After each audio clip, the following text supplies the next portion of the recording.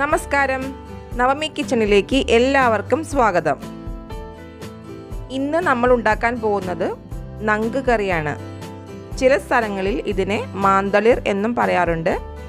തൊലി കളഞ്ഞെടുത്താൽ മാവിൻ്റെ തളിരിലയുടെ പോലെ ഇരിക്കുന്നത് കൊണ്ടായിരിക്കണം ഇതിനൊരു പക്ഷെ അങ്ങനെ പറയുന്നത്. മാന്തളിർ ലോപിച്ച് ചിലർ ഇതിനെ മാന്തൾ എന്നും പറയാറുണ്ട്. ഞങ്ങളിതിനെ നങ്ക് എന്നാണ് പറയുന്നത്. ആദ്യം നമുക്കിത് ക്ലീൻ ചെയ്യുന്നത് എങ്ങനെയാണെന്ന് നോക്കാം. ഇതുപോലെ തലയുടെ ഭാഗത്തുനിന്ന് ഒന്ന് പൊളിച്ച ശേഷം വലിച്ചെടുത്താൽ മതി. എളുപ്പത്തിൽ ഇതിനെ തൊലി മാറ്റിയെടുക്കാൻ പറ്റും. രണ്ട് സൈഡും ഇതുപോലെ മാറ്റിയ ശേഷം അതിൻ്റെ വയറുഭാഗവും ക്ലീൻ ചെയ്യുക.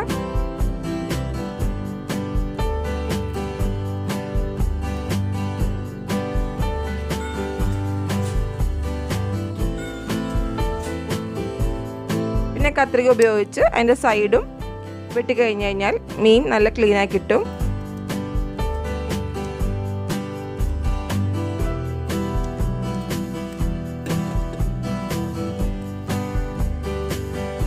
ഇപ്പോൾ മീനെല്ലാം വൃത്തിയാക്കി എടുത്തിട്ടുണ്ട്. ഇനി ഇത് ചെറിയ കഷ്ണങ്ങളാക്കി മുറിച്ചെടുക്കണം.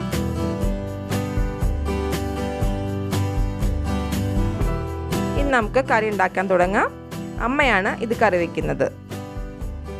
ഇനി കറി തയ്യാറാക്കാൻ വേണ്ടി ഒരു ചട്ടിയിലേക്ക് 1 ടേബിൾ സ്പൂൺ മുളക് പൊടിയും 1/2 ടീസ്പൂൺ മഞ്ഞൾപ്പൊടി ഇട്ട് കൊടുക്കാം. ഇതിലേക്ക് 2 കപ്പ് തേങ്ങാപ്പാൽ ഒഴിച്ചു കൊടുക്കാം. നന്നായിട്ടൊന്ന് മിക്സ് ചെയ്ത ശേഷം നമുക്ക് ഫ്ലെയിം ഓൺ ചെയ്യാം. ഇനി ഇതിലേക്ക് ഒരു 3 പച്ചമുളക്, ഒരു കഷ്ണം ഇഞ്ചി നീളത്തിൽ അരിഞ്ഞത്, 2 തണ്ട് കറിവേപ്പിലയും കൂടെ ചേർത്ത് കൊടുക്കാം. നന്നായി ഇളക്കി കൊടുത്ത് നന്നായി തിളച്ച് വന്നവരെ വെയിറ്റ് ചെയ്യാം. അരപ്പ് നന്നായി തിളച്ച ശേഷം അതിലേക്ക് ആവശ്യത്തിന് ഉപ്പ് ചേർത്ത് കൊടുക്കാം.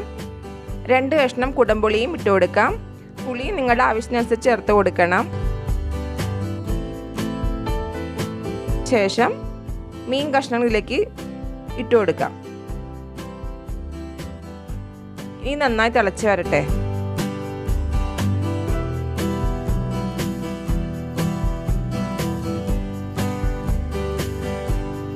ഇപ്പോൾ കറി നന്നായി തിളച്ചിട്ടുണ്ട്. ഇനി ഒരു മൂടി ഉപയോഗിച്ച് ഇത് ചരിച്ച് മൂടി വയ്ക്കാം. ഇടയ്ക്ക് ഇതൊന്ന് അനക്കി കൊടുക്കാൻ മറക്കരുത്.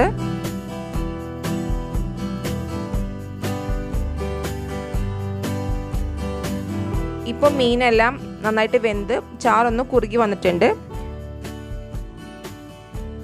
ഇതിലേക്ക് ഇനി 1/4 കപ്പ് 1-ാം പാൽ ഒഴിച്ചു കൊടുക്കാം. ഇതൊന്ന് തിളച്ചാൽ മതി.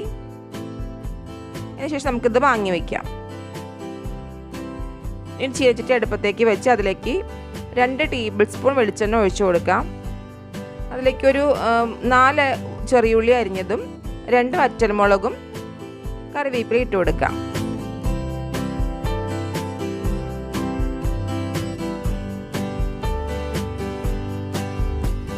ഇതൊന്ന് മൂത്ത് വന്നു കഴിഞ്ഞാൽ 1 ടീസ്പൂൺ മുളക് പൊടിയും ചേർത്ത് താളിച്ച ശേഷം കറിയിലേക്ക് ഒഴിച്ചു കൊടുക്കാം.